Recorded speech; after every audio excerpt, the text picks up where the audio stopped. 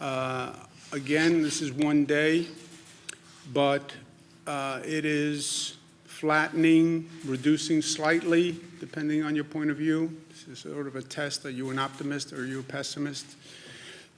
Pessimist would say we're basically flat. Optimist would say, I think we're starting to trend down. So it's a personality test. Net change in total hospitalizations is undeniably on the decline. The 3-day average, which is more accurate than any one-day number, also says the same thing. The ICU admissions is down. That's not that telling to me because, as I said, the entire hospital is now basically an ICU ward. But the number of intubations is down, and that is very good news because intubations 80% of the time wind up in a person not recovering. So that's really good news. The reality and the counter-narrative, counter-fact, number of new cases that walked in the door, COVID cases, walked in the door of a hospital, is still about 2,000 per day. And that is still very high. So that, yes, fewer people in the hospital, fewer people being intubated, but still 2,000 people walking in the door. And if you notice, it's hovered about the same rate for several weeks. It peaked, but 2,000, that's a very high number. Number of deaths, unfortunately, refuses to come down dramatically. 630, that is still breathtaking in its pain and grief and tragedy, and basically flat again, like many of the other numbers. Just in terms of overall context, where are we? Where are we going? Everybody wants to ask that question every day, and I understand that. We have to get to tomorrow. What is the final conclusion of this ugly chapter? I still believe it's when we have a vaccine, when people know that this virus is totally controlled. That's 12 to 18 months. Hopefully it can be sooner. Maybe there's a medical treatment in between. We hope, we pray. A lot of medical companies are working very hard on it right here in this state and all across the country. That would totally change the trajectory. People who are looking for a quick fix, a quick answer, it would be a medical treatment. That would be the quick fix. Announcement of a vaccine, that would be a quick fix. In the meantime, it's going to be an incremental process between today and tomorrow. As much as people don't want to hear that, that's the truth. You're not going to hear any day soon, it's over, the nightmare ends, and we wake up. It's going to be incremental, and we have to be smart as we do this. Do no harm, control the rate of infection as we go through this. We also have a lot of work to do operationally in terms of the healthcare system and now testing, which I'll talk about in a minute. The testing tracing is the guideposts through this, right? As we're working our way over the next several months, the testing, which is informing us as to who can go back to work, helping us isolate people, it's about testing. And testing is a totally new challenge. Nobody has done this on what we need to do on testing. And then phasing the ramp up of the economy to the new normal as we do this. Again, in terms of perspective, I think of it this way. Our whole response thus far basically has been a response to a crisis, right? And as the numbers start to come down and as people start to take a deep breath and people start to feel we can control the beast, which we can, and they take comfort in the fact that we can control the beast, which I do. I was afraid this thing was uncontrollable and that despite everything we did, the numbers were going to continue to go through the roof. And by the way, nobody could tell you otherwise. But we proved we can control the beast. We can reduce the rate of infection. We did that by our response to the crisis. credit to all New Yorkers, all Americans. They flattened the curve. Nobody else, no government agency, no public health expert. People's actions flattened the curve. We responded to the crisis. That's sort of all in this first response, the first phase. Bring down that infection rate. The infection rate was one person infected 1.4 other people. That's when an epidemic breaks out.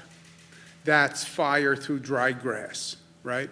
That's what we talked about yesterday. We have the infection rate down to 0.9. One person infects 0.9 other people. I've never met a 0.9 person, but the infection rate is less than 1 to 1. That then sees the outbreak starting to subside, the numbers starting to come down, which is what we're seeing in the numbers. So we did that. This is all in our response to the crisis. And let's say it's from minute 1 to where we are today. This has all been crisis response. Bring down the infection rate. We did that. Bring up the hospital system to this projection level, which would have been impossible, but ramp up that hospital system so when you have all these new infected people, you can handle it. You don't overwhelm the public health system. You don't have people dying in hallways, which is what we saw in Italy on TV, right? That's all phase 1. That's critical response. Hurry up, get it done. Every day is vital. Drastic measures taken quickly in a coordinated way. That's phase 1. We're still in that phase because you still have 2,000 people coming in the door every day. So don't get cocky, don't get arrogant. We're in control. No, you're not in crisis because you can control the beast, but you're only controlling the beast because of what you're doing. That's where we are. We're starting to transition to another place. What's the other place? It's going to be the second half of this situation, which is unpausing, right? The situation we're in now is unsustainable. People can't stay in their homes for this length of time. They can't stay out of work. You can't keep the economy closed forever. You just can't. Society can't handle it, personally or economically. So now we're moving into another phase, which is this reopening phase. How do you plan the reopening? Nobody's ever done this before. And how do you plan a reopening of an economy and at the same time be cognizant of the public health crisis that you're still in, right? We have the infection rate down to 0.9. One person is infecting 0.9%, less than a person. Okay, the epidemic outbreak percentage is 1.2. One person infecting 1.2. You only have between 0.9 and 1.2 is a margin of error.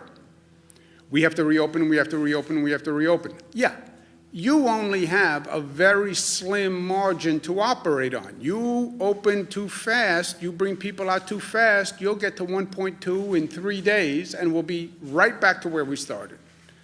So that's the I want to get out of my house versus public health balance that we're talking about. How do you measure this? How do you calibrate it? You have to develop a testing capacity that does not now exist. And then you test people on a higher volume than ever before. You then trace them to find other positives, and then you isolate them.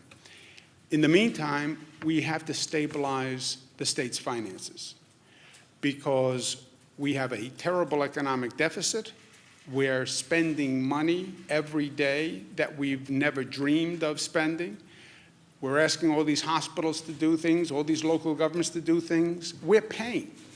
And we're paying when we're in a position where we don't have any money, which is also an unsustainable position in life. You can't keep writing checks if you have no balance in your account. It doesn't work long term. At one point they come and they knock on the door. I don't know who knocks on the door when you're a state government, but somebody's going to come knock on the door. So that's where we are overall. The next frontier is going to be testing.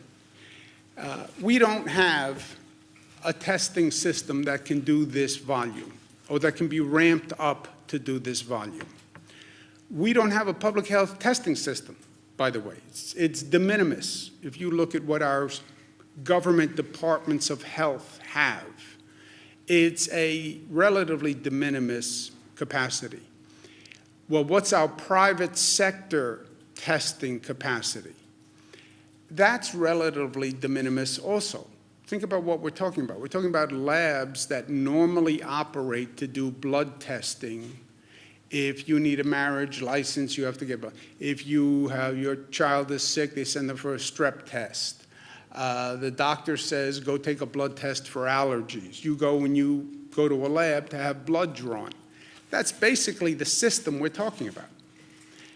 That system does not do large-scale COVID testing. This COVID testing, first, in and of itself, is a very complicated new test.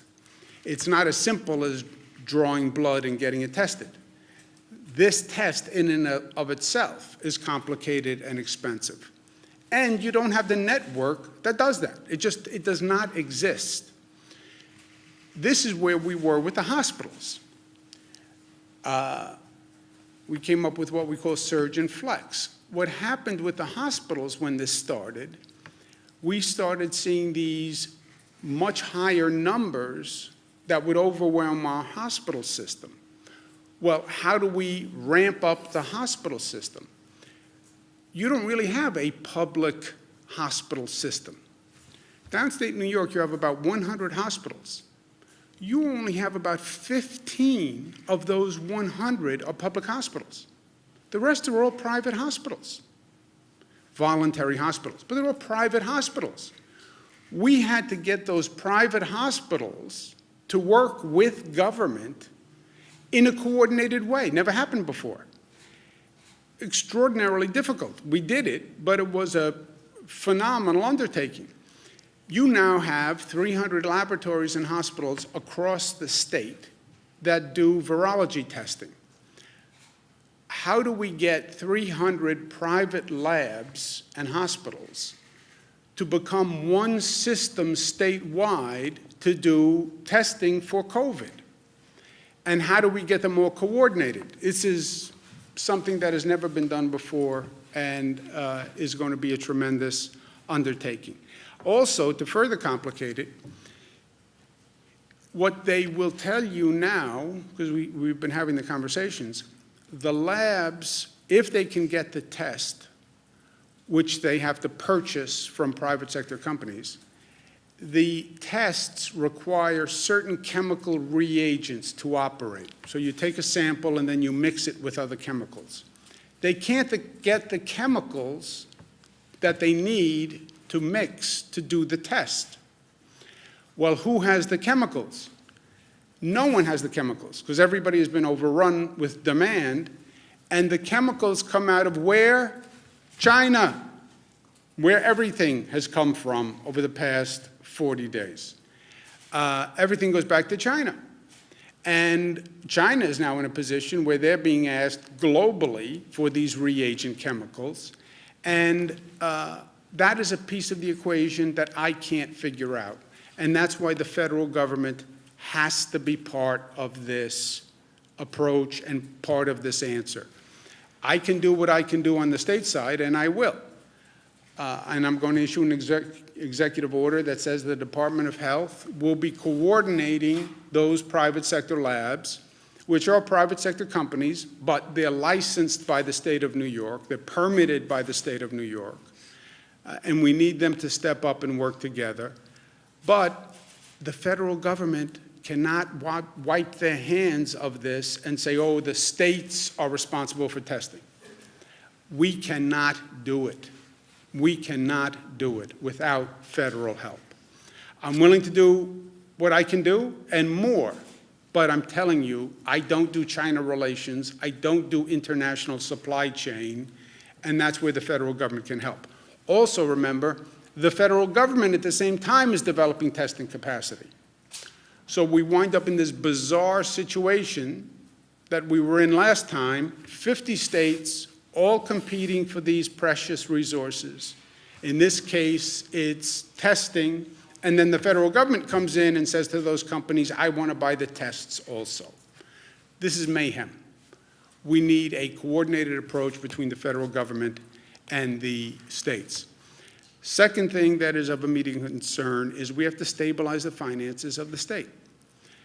The federal government has passed 3 bills to address this crisis. Of those 3 bills, the state governments have gotten precisely 0, zilch, nada in unrestricted aid. The state should this, the state should this, the state should this. Yes. Well, what support have you given the states?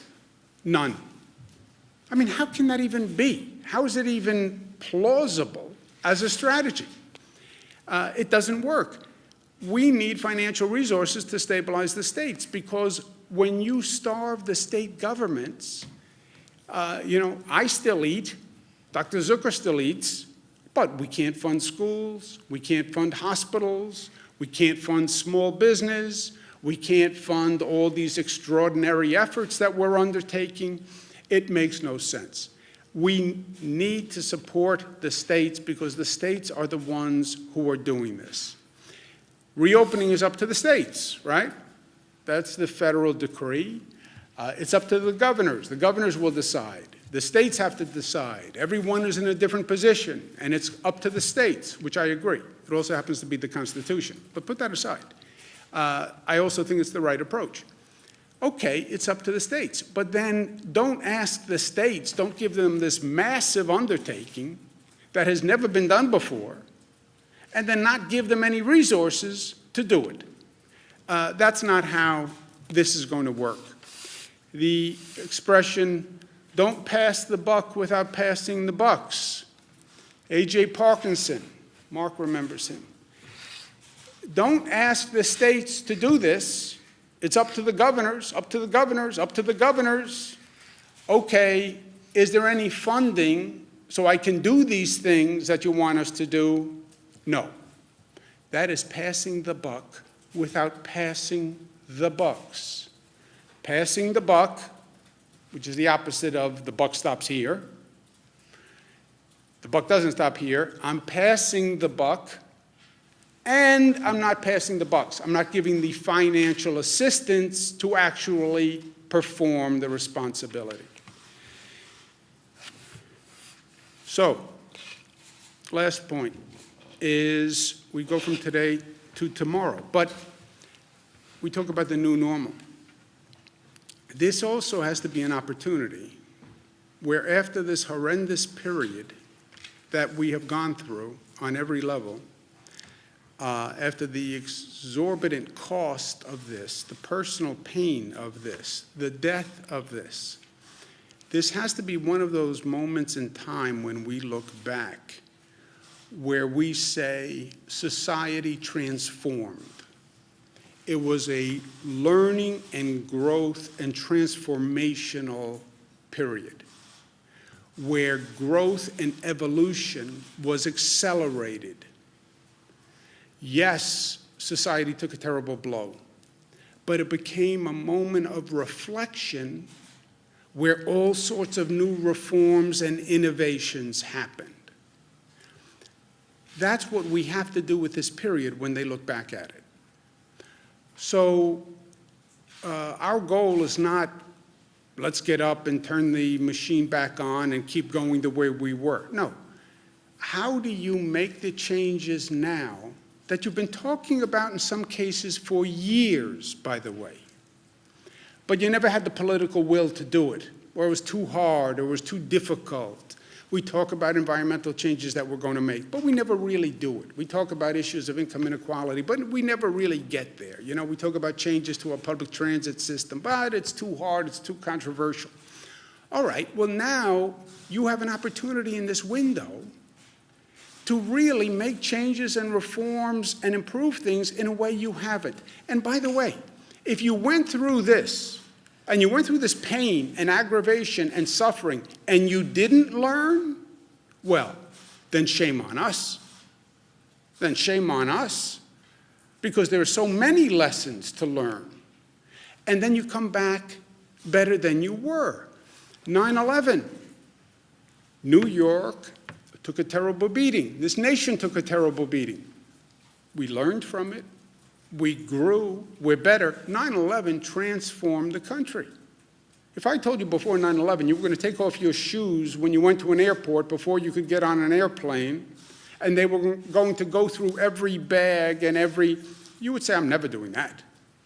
9/11 said there's a different world. Look at all the security measures we now have post 9/11 that we would have never envisioned. We went through Hurricane Sandy. We didn't build back what was. You build back better than before. You take that moment, you learn that lesson, and you improve society. We have to do that here. And we have to do it affirmatively. It doesn't just happen. You have to say, we paused, New York pause. You paused. You reflect, you learn, you grow, and you move forward. Look at what we learned about the public health system. You know what we learned about the public health system? There is no public health system capacity. Hospitals had the number of beds they needed to operate. Well, what in case of an emergency? There was no emergency capacity in hospitals. Nobody had beds left empty. Oh, that wing is in case there's an emergency. Then we would use that wing. It didn't exist. Why not? Well, that's not what we did. So, how do you improve the public health system? How do you improve the emergency response? Well, we never had to deal with a pandemic before. By the way, what is a pandemic? Okay, well, now we did. And now let's learn. And how are we going to be ready for the next situation like this? Because there will be another. I don't know what it is. I don't know when it is. I don't know if this virus comes back in a second wave. But there will be something. And we have to be ready and better for it. And not just what you learned, but what have we been talking about doing that we should be doing that this is now an opportunity to do? We've been talking about reimagining the workforce and workplace. Does everybody actually have to drive into the office every day? Or did we learn that there are ways to telecommute and work from home where it's actually more efficient, it's actually more effective? What do we do about a transit system? And how do we make it safer? Not just the way we've been talking about, but also from a public health point of view. And how are we now smarter about public interactions? I can't tell you how many doctors now have come to me and said, you know, I said for years we shouldn't be shaking hands, that it's just a total way to transmit germs and viruses, et cetera. So how do we take this moment, since we are paused anyway, and actually come back smarter? I also believe it'll work. It's a moment of personal reflection, you know. We've been in a different circumstance. We've been in a different circumstance vis-a-vis our family. What have we learned during this heartbreak and during this crisis? I've spent a lot of time with my kids, 22, 25, twins, two 25s. My interactions with my kids had gotten so superficial over these past few years. You know, everyone's busy, busy, busy. So what do you need? Everything good? You need anything from me? When do I see you? I miss you. That was the same conversation, like over and over and over. Now I got time to sit with them and really have in-depth conversations that I hadn't had in a long time. And I'll tell you, one of the things I learned is I was missing a lot, you know. They're not 4, 5, 6, 7, 10 years old anymore. They're grown up, and they have complex lives and complex feelings and complex situations. And you don't understand that or get to appreciate that when all you say is, how's everything, anything you need, when do I see you again, you know. Well, I was busy. It's my defense to myself. I was busy.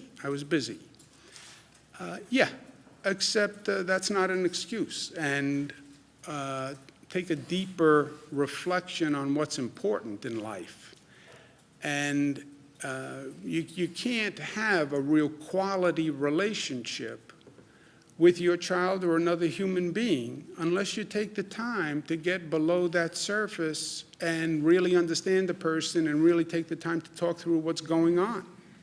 People don't work that way. They don't open up in a 4-minute conversation. So now I wind up in a situation where I have a couple of hours to talk to one of my daughters. And there's a whole person and life and nuance that's going on that, frankly, I had been oblivious to. I'm not going to let that happen again. I haven't been able to see my mother. She's a little older, and I see a lot of people. I'm exposed to a lot of people. I don't want to go see my mother because she's in a vulnerable population, and I'm out and about a lot. So it would be careless to go see her now. But I think about all the times I have said to her, she lives in Manhattan, she said, "Can you come over for a cup of coffee today?" How many times I've said, "Yes, I'll come over for a cup of coffee," and then called back and said, "I can't do it today. Next time, next time, next time, next time." Why? Well, because something came up, I was busy, I didn't have the time. Wrong. Wrong. That was more important than anything else. Sometimes you don't miss something until it's been taken away. And it made me rethink what was important and what I had been missing. And I'd been missing a lot because all this, we're all busy, we're all busy, we're all busy. Yeah, what does it mean at the end of the day? You know, what were you really busy with, and did it matter? So I know that I've learned a lot on a personal level. But we may be more physically distant for the foreseeable future. The key is to be more connected individually, more connected as a society, more connected as a community. And that's what we're going to do. Questions? Governor, you're asking for, you seem to be... Let's do a New York pause moment, and let's take this situation and reflect on it and find a better way. Here's my suggestion. Rather than everybody shouting, I will call on every person and ask a question, and then we'll go on so we don't have to yell at each other. Jesse? Governor, you're talking about an additional federal funding, presumably, to kind of help reopen and restart the economy. Do you have any idea what that number is? Are we talking tens of billions of dollars, hundreds of billions of dollars? What would you like to see come from Washington? Well, we know what we proposed, right? National Governors Association, which represents governors all across the country. All the governors are part of the National Governors Association, Democratic and Republican. National Governors Association chairman is Chairman Larry Hogan, Republican chairman. I'm the vice chairman, I'm a Democrat. We have publicly requested $500 billion for states. We've publicly done that. So that's the number, that's public, put out in a press release, and that's what it is. What about for New York specifically, though? We didn't get into the allocation, but the allocation should be proportionate to the need, right? This allocation, $500 billion for the states. Well, how do you allocate it among the states? Allocate it proportionate to need. You know where the COVID cases are. You can look at a map, you see the cases. You know that because you see when the president talks about reopening, different states are in different places. Yes, different states have radically different situations when it comes to the number of cases. So allocate the funding where the problem exists. You're trying to solve the COVID problem. Allocate the funding to where the COVID problem exists. In past bills, where they've done health care funding for quote-unquote COVID, you've seen the numbers. Some states got about $200,000 for every COVID case, New York got about $12,000 for every COVID case. How do you justify that? Well, because it's the Senate, they wanted to give every state money, so every senator had something to go home and do a press release about. Yeah, I know, but if the state didn't have any COVID cases, how much did you give that state of taxpayers' money just so that senator could go home and do a press release? Give me a break. You can do a press release with, you don't need billions of dollars to do press releases. Just very quickly to follow, the president said yesterday that some states would start to go into phase one almost immediately. How far away do you think New York is from something like phase one or even phase two? Well, phase one, phase two. It's what he's saying is, depending on where that state is, well, what the president's saying is it's up to the states. It's up to the governors. The governors who have states that have fewer cases can reopen faster. Yeah, that has nothing to do with the president or federal policy or anything. All he's saying is it's up to the states, and you'll see states that have less of a problem opening sooner. That is undeniable and totally logical. So it depends on that state, where it is, and it depends on the numbers. And the governors rely on numbers. And it has nothing to do with the federal government. Governor, on the hospital system, we said that when do we reopen? We are at now 0.9 on the infection rate. 1.2 is the tipping scale where the numbers start to go up again, right? So your margin of error right now is between 0.9 and 1.2. You have many states where the infection rate is de minimis. We're at 0.9. We're right up to that line of possible outbreak. So the states that will open first, by the data, will have much lower infection rates than we do. We were over the line. We were in outbreak territory, right? We've gotten that down to 0.9. But your margin of error is between 0.9 and 1.2. And what the experts will tell you is 0.9, 1.2, you're right on the line. It's not that precise a science. Governor, we've now got a hospital rate that seems to be stabilizing and ticking down.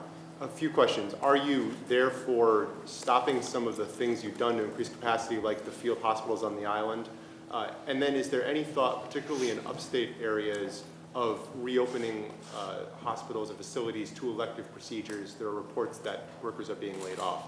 And then finally, I know we had to reduce PPE standards. We had to waive a bunch of requirements to increase this capacity. Will any of that be now rolled back? And is there any concern that reducing these standards, particularly PPE, may have hastened infection or caused problems among healthcare workers? We know there's lots of infections there. The CDC reduced the PPE guidelines, not to do alphabet soup, but it was the CDC that had federal guidelines on the personal protective equipment. And they have different guidelines apparently when you're in a crisis than normally. They went to crisis guidelines. And that's what many of the nurses especially are complaining about. Those are guidelines. DOH actually sets the policy, I believe. I don't know. We set the policy. We use the CDC guidelines on these issues, Okay. without use of masks, PPE equipment, the gowns we continue to use. But the issue is when can a healthcare worker go back to working with a mask? And so are we thinking about changing any of this? And do you have any concern that this may have caused higher infection rates? I don't feel that it caused higher infection rates at all. Healthcare workers have worked extremely hard to protect themselves and to make sure there isn't any further spread. Marina? Also on the hospitals? We are Opening up not, hospitals? first, you take all these numbers with a grain of salt, right? Caution is you could have a surge, you could have a second wave.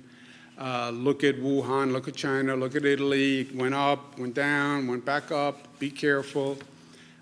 But are we at a point where we are now immediately in danger of exceeding the hospital capacity we developed? No. That's why we're in a position to give away ventilators or lend ventilators to New Jersey, other states, et cetera. So I don't believe we are in a place today where we are at risk of going over capacity. Go ahead, yes. Thank you. I'm Ann, by the way. Hello, Ann. I want to talk to you about the rate of infection. Have you calculated the rate of infection for upstate New York, specifically without including downstate? We have not done those calibrations yet. This is all, the rate of infection analysis is very difficult, and there are a number of premises that they're making in the calculation. So we don't have discrete rates of infection yet, no. It would appear that we have lower rates in upstate New York, and as you know, our area has made strides in the economy in the past few years. This has been devastating. We've already seen some small businesses go under. Is it important to find out what that rate of infection is to try and get parts of upstate open that are not seeing those numbers? Look, it's important to get the economy open wherever you can, as soon as you can, whenever you can. People had a nice break, and they were in their homes. I think everybody is well past, I had a nice break. I want to get back to work. I have to get out of the house. I love my family, but I have to now get out of the house. And I need a paycheck, and I need it yesterday. So everyone is in that same position. At the same time, people will say, I don't want to go out and get sick and die, right? So that's, death is bad. And even though staying at the home and not getting a paycheck is bad, it's not as bad as death, right? That's the yin and the yang here. So as soon as we can, and lower infection rate places, lower death rate places are in a better position than places with a higher death rate, higher infection rate. So yes, calibrating those differences is important, and balancing the economic need and the personal need with the public health need and death, that calibration is everything. When do you think you'll start to make that separation is what I'm asking? I think you'll see it clearer. You know, we're right on the line now across the board. You'll see clusters in upstate also. You'll see nursing home issues in upstate. One of the reasons they keep asking about nursing homes are the vulnerable point. They're the vulnerable population in the vulnerable setting, a nursing home. And we've seen that across upstate. So it's not just about, yes, everybody wants the economy running, but everybody wants to be safe at the same time, and that's what we're working through. Governor, the state just released a list of facilities, of nursing homes that have outbreaks. We're seeing some numbers of up to, 55 deaths at just one nursing home, and at least 21 facilities on this list that have over 20 residents. My first question is, why, has it taken so long to inform the public about this, happening in their communities? Why has the public not known about all of these numerous outbreaks? Yeah, I think they have. We've been talking about nursing homes every day for the past 30 days. The first outbreak was in Seattle, Washington, which was a nursing home. That's how this country was introduced to it. We've said 157 times the most vulnerable population are seniors. The most vulnerable place are nursing homes. So I think we have special precautions for nursing homes. I think we've been talking about it all along. Are you going to start doing, boosting the number of of nursing home inspection workers? Are you going to look at mass testing? It's not an inspection issue. We've taken radical measures vis-a-vis a nursing home. No visitors. I mean, just think about how harsh a policy that is. No visitors in a nursing home. These are people who live for visitors. No visitors, staff testing, different cleanliness procedures, more equipment. But the virus is nothing to be underestimated, and the virus is very good at killing, and the virus is very good at killing older people and people with compromised immune systems. And that's why the virus seeks out nursing homes. Yes, but it seems like even with the screening protocols, we now know that many people can be asymptomatic, so even if they didn't have a temperature, they still could have been carriers of the disease. Is there a need for mass testing at nursing homes in order to get a better picture? Yes, that's what we've been saying also, right? We want to test frontline workers, test healthcare workers, but then you need tests. And that's why we've been talking about testing and the need to ramp up testing and how difficult it is for testing. The point is, there's clearly a problem here. Excuse me a second, Jimmy. Someone's asking a question. More transfers of, there's at least one nursing home we know of where the residents have been transferred to another facility. Not the negative residents have been transferred. Is that something the state recommends or is doing anywhere else? Or I don't know. Do you know about transfers, Jim? Part of our COVID-19 task force, which is balancing load for hospitals, has also been working on the nursing home piece as well. So there have been cases where some of the residents of one nursing home have transferred either to a hospital or to another program. That's something we balance across the system, particularly in downstate New York, where this has been more prevalent in a number of cases. Look, the ideal would be if you had an on-the-spot test.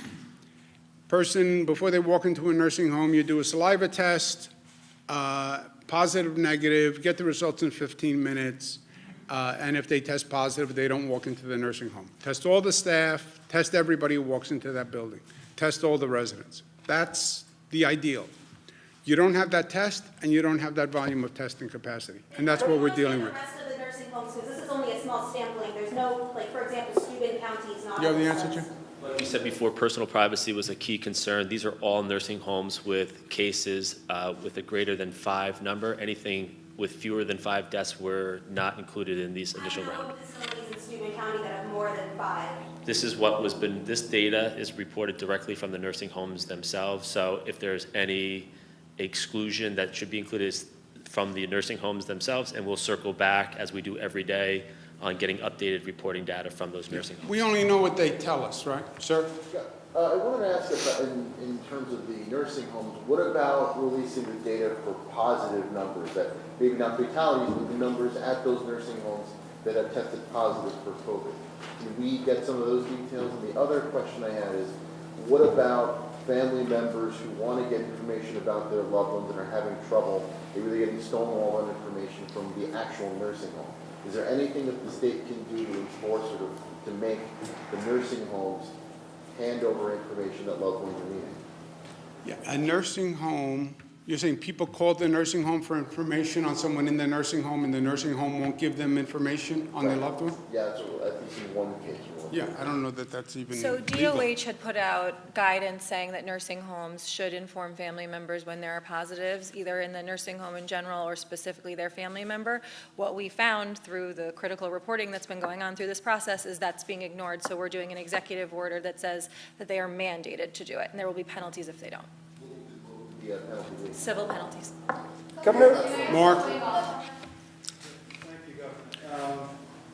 The update on drive-ins, whether that could be an essential business. Mr. Mahika, who's in charge of reviewing drive-ins? ESDC is still reviewing that. So we didn't get an actual request. Last time you asked a question, there had not been a formal request into ESD. There is now a formal request in there. They're still evaluating it right now. So this was a few days ago or last week, so we're still reviewing it. Okay, one other question is that New York, the last I checked, New York State is the 9th largest economy in the world. And trade offices were established in key cities to develop important relationships around the world, to attract business to New York State. And I know China, you've had, I guess, Beijing or some other city. Is that helping you in terms of getting, because, you know, it's been maybe 2 decades that we've had these trade offices? Yeah, no, it's a good question. We do have people who represent the state in China for a trade point of view. We've been using them to help us try to figure out the supply chain issue, which is just, you want to talk about lessons learned. We need masks, they're made in China. We need gowns, they're made in China. We need face shields, they're made in China. We need ventilators, they're made in China. Okay, we're past that phase. Now we're on this new phase. We need testing agents. They're made in China. I mean, it's just, how? And these are all like national security issues when you're in this situation. But we do have people who work for the state in China who help us with trade relations. They were helpful here, but in truth, this is so much beyond that level. You have the federal government going to China to buy supplies. You have Illinois, California, New York, Italy, South Korea, everybody going to China. And it was well beyond the capacity of our reps. That's what we're saying.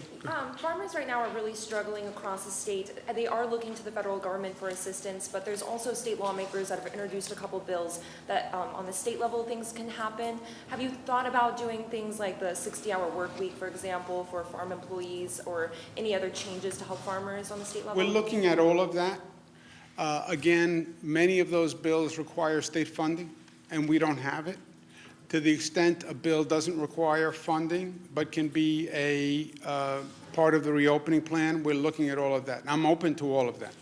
So many upstate county executives are looking for the state to reopen the golf courses, and also Mayor Bill de Blasio saying that beaches and pools should be shut for the rest of the season. Do you think this is too soon to say? Yeah, look, I talked to a number of upstate officials, and yeah, everyone has their own ideas. I get it, and I respect it, and we have 700 school districts. We have 699 opinions on when to open schools and close schools, and the school district officials feel that their opinion matters most, and I understand that. We have upstate county executives who want to open beaches, want to open parks, et cetera. These decisions are all interconnected, right? And this is the conversation I have with them. You know, you open your schools as one district, well, then what does it do to the next door district? And if we don't coordinate this, it's going to make a situation worse for everyone. Same thing with beaches. You open your beaches, but I don't open my beaches. My people are all going to go to your beach, right? We're two counties, let's say. And what you do with your beaches affects me. And one of us does something and the other one doesn't, now we have a problem. And it can be beaches, it can be parks, it can be hiking trails, it can be schools, it can be any of these things. So the first place we started here was in an emergency, a governor issues executive orders that say we have to coordinate as a state. In an emergency, more so than ever before. That's the concept of an emergency declaration. Why does the president get more power in an emergency declaration? Because it's an emergency.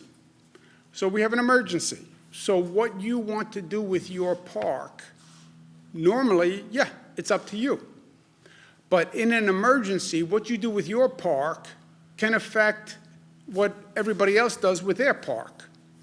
Because you have all sorts of people dying to get out of the house. I found out your parks are open. You can have people coming from across the state to your park. Now, maybe you want that, or maybe you don't want that. But I get a lot of calls from people in the Adirondacks. They don't want a lot of people coming from downstate to the Adirondacks and flooding their community right now. So what one does affects everyone. So schools, opening businesses, parks, beaches, all these decisions need to be coordinated on a statewide basis. And local governments, I get their concern. We all have to cooperate, and yes, we'll make decisions, we'll make them collectively, but they have to be uniform on a state level, because there's then actually a higher level. I then have to turn around and coordinate with New Jersey and Connecticut and Massachusetts and Delaware, and what are we all doing and how does it work together? If I don't what I do on my beaches in New York makes a difference to New Jersey, makes a difference to Connecticut. They just called today, we have an issue we have different policies on marinas. So people from New York are going to other states because other states have their marinas open, and we don't have our marinas open. So we're then flooding their marinas with our people. Sounds like a silly, small issue. But these things are all interconnected. So they want to know, even on like marina openings, we should have the same policy. Otherwise, people want to get out of their house. It's now summer. They want to go boating. Well, you can't do it in New York. They all go to Connecticut. Connecticut then says, well, this doesn't help us. We don't want all these New Yorkers coming up here to do boating. So they have to be coordinated. I understand it's inconvenient, but every decision has an impact on everybody else. I'm not crazy about having to coordinate every decision with New Jersey and Connecticut, et cetera, because it's always easier to make your own decisions and everybody can be on their own. That's not where we are. So no one can make a decision without the state signing off. I don't make decisions without talking to my partners in New Jersey, Connecticut, and the rest of the alliance. And that is the best way for government to operate right now. Well, it's a pain in the neck. Yeah, I get it. I get it. Well, I like the old way where I do whatever I want in my county. Yeah, I know. I understand that. We all want to get back to the old way. But we're not at the old way right now. Excuse me 1 second. I'm going to come right back, Bernadette. I didn't miss you. Yes? So my question is, we're hearing from family members with loved ones inside nursing homes that they hear two very different but very important messages. One is to keep COVID out of nursing homes, but secondly, the March 25th directive from the Department of Public Health stating that no nursing home can deny re-entry or admission to a nursing home based on testing positive for COVID-19 or a suspected case of COVID-19. Why not, they're asking, send them to alternate locations where they can get better together or insist on negative testing results? Yeah. Doctor or Jim, did you insist? So I would start by first mentioning many of those individuals who have gone to the hospital because they were ill, and then they left to go back to their nursing home, which is their, as we've said before, which is their home. So that's the first thing. You want to bring them back to that area. Testing for someone who's had coronavirus obviously is something which would be down the road a little bit to do as well. But we have been looking at all the possible ways to make sure that those in the nursing home are protected, both the healthcare workers and surely the individuals who are most at risk. But they're so concerned because they're so afraid for their family members because they're older and frail, and they just think maybe another place is better. Also, second question, I hope you'll answer both. The tracker, the COVID tracker on the website, the last update for the number of nursing home fatalities in the state of New York was 2,477, and the date that it said it was most recently updated was April 14th. When might we expect? So on the second, Jim, you have the data on that, right? The April 15th data will be up today. There was some reporting issues from the nursing homes for the 16th because we're lagged a day. So we'll try to get that all up in the next day or so. Okay. Bernadette? Yeah, so we've gotten some reports from certain hospitals downstate, specifically Manhattan and Queens, about overwhelmed ICU beds and just staff. They're just completely overwhelmed. Wondering if you guys are going to be focusing more on these high needs hospitals, and then also maybe utilizing more the Javits Center and USNS Comfort. And I also wanted to get your response. It looks like the president is also watching this press conference. He tweeted 13 minutes ago, quote, "Governor Cuomo should spend more time doing and less time complaining. Get out there and get the job done. Stop talking. We built you thousands of hospital beds that you didn't need or use, gave large numbers of ventilators that you should have had and helped you with testing that you should be doing."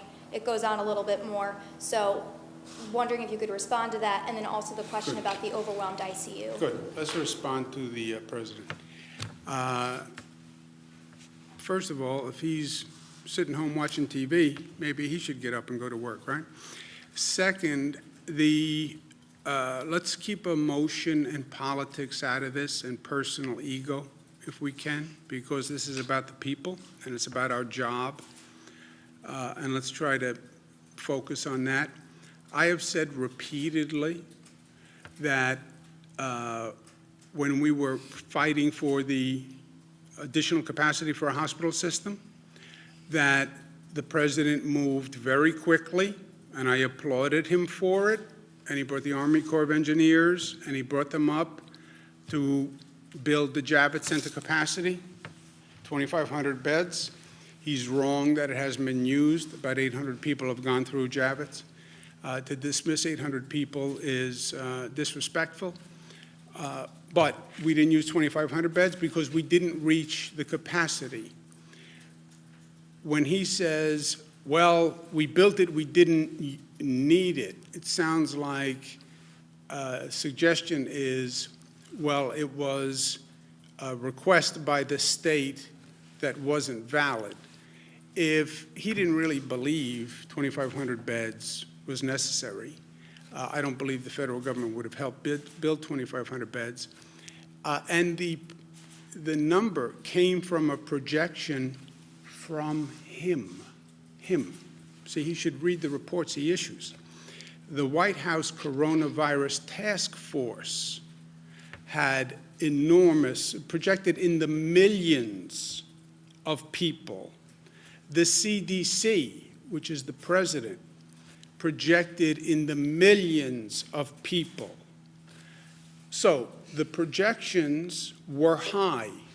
They were the president's projections. So for him to say to anyone, well, you relied on projections and the projections were wrong, they're your projections, Mr. President. So were we foolish for relying on your projections, Mr. President?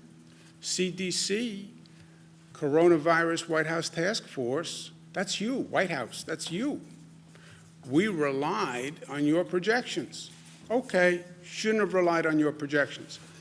Actually, I think the President has a better argument, which is, yes, we built 2,500 beds because the projections said it could get that bad, and because we worked together, we flattened the curve and we didn't hit the projection, which is actually what happened. But don't suggest that anyone made a mistake relying on your projections or on Cornell, Columbia, McKinsey, et cetera. Second, I have said a number of times, I don't know, what am I supposed to do, send a bouquet of flowers? They were very helpful on Javits. They were very helpful on sending the U.S. Navy ship Comfort. They were very helpful in intervening with China and getting PPE equipment out of China. They were very helpful in helping us find ventilators. I said thank you, thank you, thank you, thank you. Now, going forward, we're still in the midst of it. The President doesn't want to help on testing. He said 11 times. I said the one issue we need help with is testing. He said 11 times, I don't want to get involved in testing. It's too complicated. It's too hard.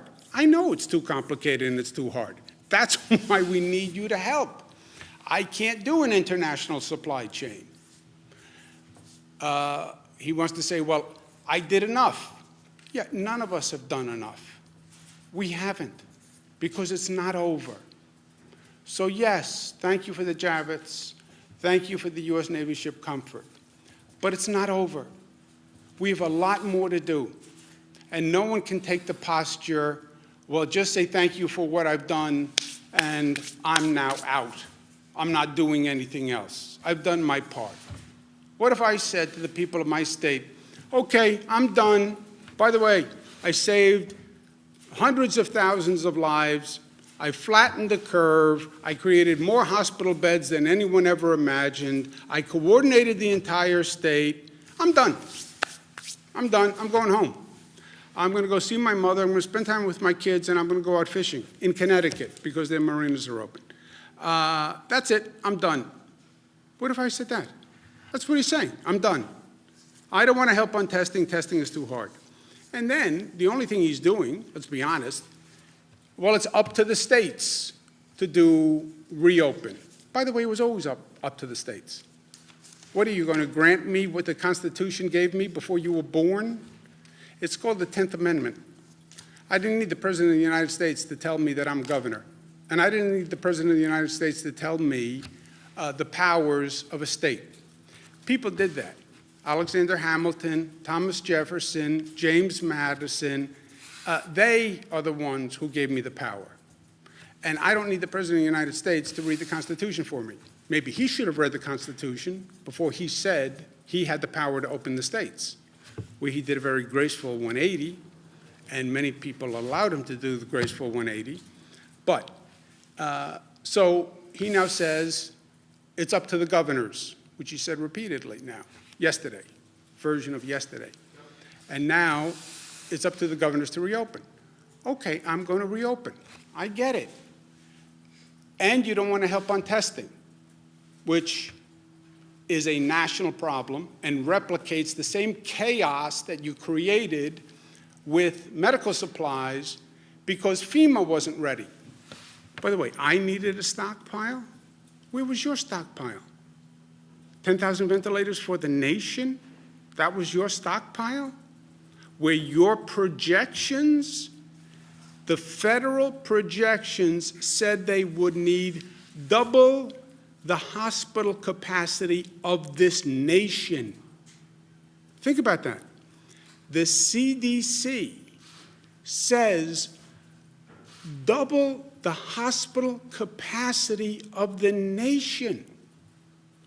The minimum projection was 2.4 million hospital beds. You know how many hospital beds we have in this nation? 900,000. His projection says 2.4 million hospital beds. The whole hospital system is only 900, and his stockpile has 10,000 ventilators.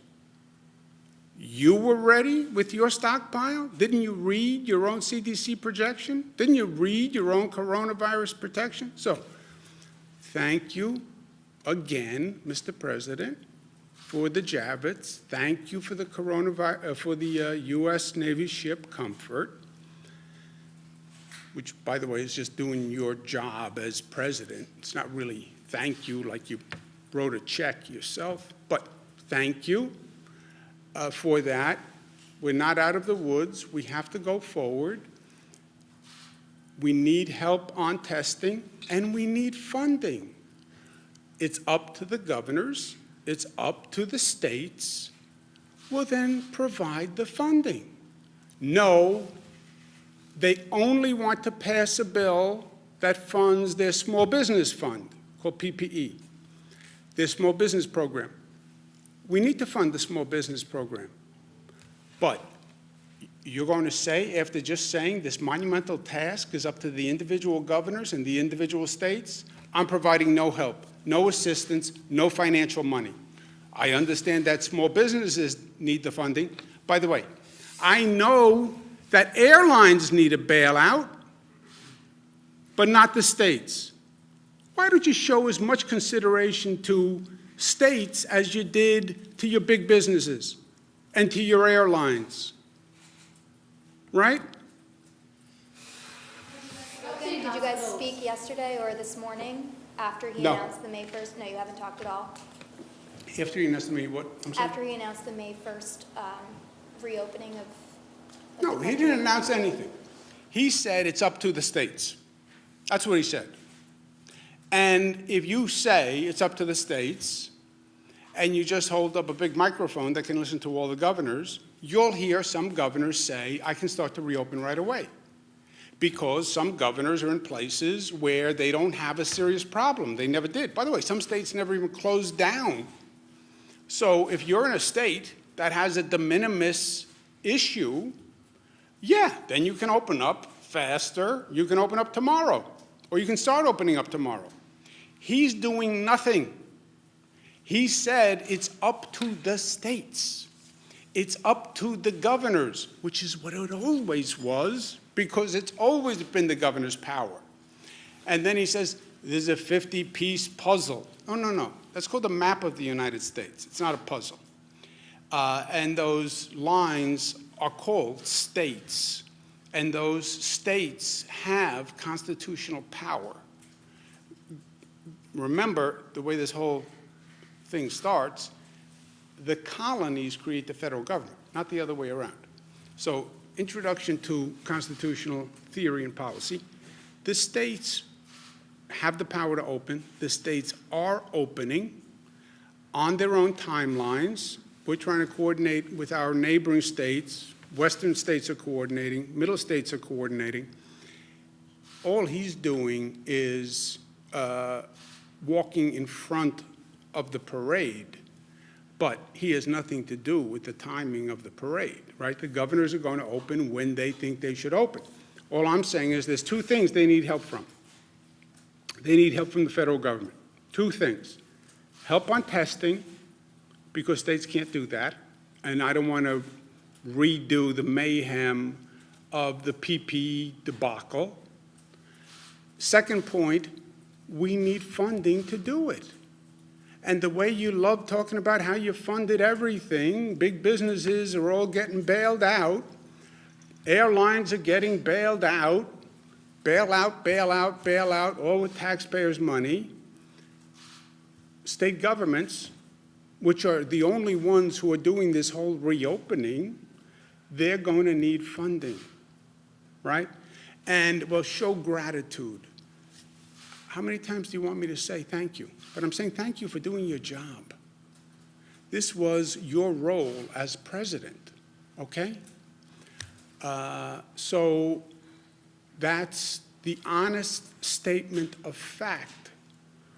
Without politics, I'm not running for anything. I have no agenda but delivering for the people of this state, and without ego. You want me to say thank you? Thank you for doing your job in helping build Javits and sending the U.S. Navy ship Comfort. Thank you for participating in a modicum of federal responsibility in a national crisis, which you know is a national crisis because he declared a federal emergency. So thank you for having the federal government participate in a federal emergency. And thank you for help building Javits, 2,500 beds, pursuant to your projection. Your projection. And if you don't agree with your projection, fire the head of the CDC, fire the White House Coronavirus Task Force people, because they did the projections. In case he forgot or didn't read his CDC report, just to be precise, March 13th, so we're well into it, CDC says 160 to 214 million Americans infected. That's over half the population. CDC. 2.4 million to 21 million Americans hospitalized. 2.4 million, bottom number, 21 million Americans hospitalized. March 13th, the CDC. 2.4, okay? Let's say their low number, 2.4 to 21, which is a hell of a differential, right? Either 2.4 or 10 times 2.4. Thank you for that great projection. But anyway, let's take their minimum number, 2.4. How many hospital beds do you have? 900. Call it 1 million. So it's 2.5 times what your capacity is, right?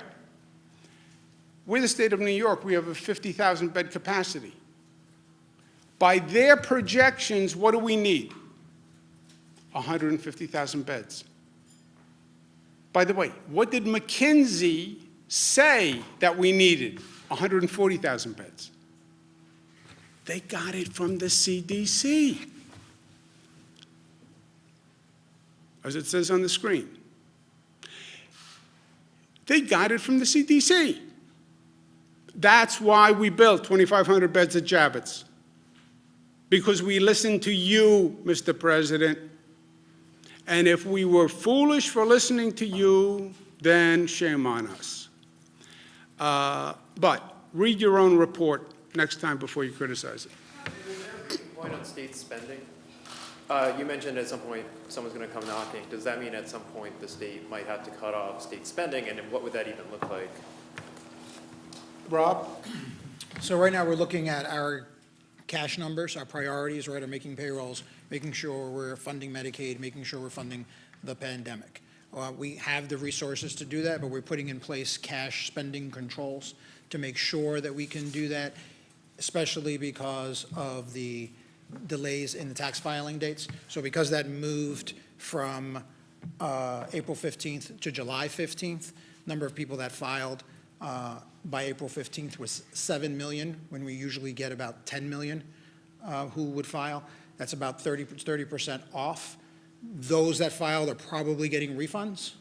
So the ones that didn't file are most of that revenue. So we anticipate all that revenue is going to move to July. We'll be off about 10 billion in cash flow. So we're going to put in place spending controls actively right now to make sure that we can continue on a cash basis. We will have to make reductions, as the governor has said multiple times. We have a revenue shortfall even after the cash flow decline of between 10 and 15 billion dollars. We'll put out a financial plan that reflects that, and then we'll have to make reductions in the event that there is not federal revenue. New York City put out their budget yesterday. They were projecting a revenue shortfall of $7 billion, right? Again, ours looks like it could be up to double that number. And in the absence of additional federal revenue, then we will have to make those reductions. And that's consistent with what other large states are seeing. To be fair, excuse me a second, Jimmy. You asked the question, right? We said we're going to let people have a chance. Gareth, do me a favor. Can you put up the White House coronavirus projection, just so the president can read what he said? Where were we up to, Joseph? Pulling their loved ones out of these facilities because conditions have gotten so bad. Is it advisable to do that at this point, and what more could the state do to make sure that the situation doesn't get worse? Dr. Zucker? Sure. So we are doing 3 different things there. We're working on the issues of making sure that they have the necessary equipment, all the PPEs, when they ask, we provide it to them. We are also increasing on the issue of testing, and we're also increasing staffing. And I think that's the 3 most important things. And if there's any questions, we address that. We also have something called a co-video, which is actually a virtual way to go through the nursing homes and to look to make sure that all the necessary things are being done, the proper ways of doing hand washing is happening, the proper ways of putting a gown on, taking off a gown is happening, whatever we need to do to help those individuals in the nursing home. Where is that equipment and staff coming from if we have shortages of PPE in hospitals already? We have staff, we have, obviously there are volunteers that we have worked with as well in the big pool of volunteers, but we're working with each individual nursing home to address that. Is that coming off their April 10th? Did you finish, Josepha? Well, where's the PPE, the extra PPE coming from? Well, we contact them if there's a need for PPE. We have stockpiles, we have supplies that we have, and obviously masks and other equipment as well. Is that all information coming off your April 10th directive? Is there a newer one than that to the nursing homes? There's the April 10th directive, that's correct. Is that the latest one? I think that's the latest one. Okay. This is, excuse me one second. This is you saw the CDC projections. This is the federal government's White House Coronavirus Task Force, January, February, March 31st. Of the projections, 1.5 to 2.2 million deaths without mitigation, 100 to 240, best case scenario. That's the president's projections. So, Mr. President, if you want to point fingers, which I think is a mistake, you're in the middle of the game. It's only halftime. Don't be a Monday morning quarterback at halftime. Never works out well.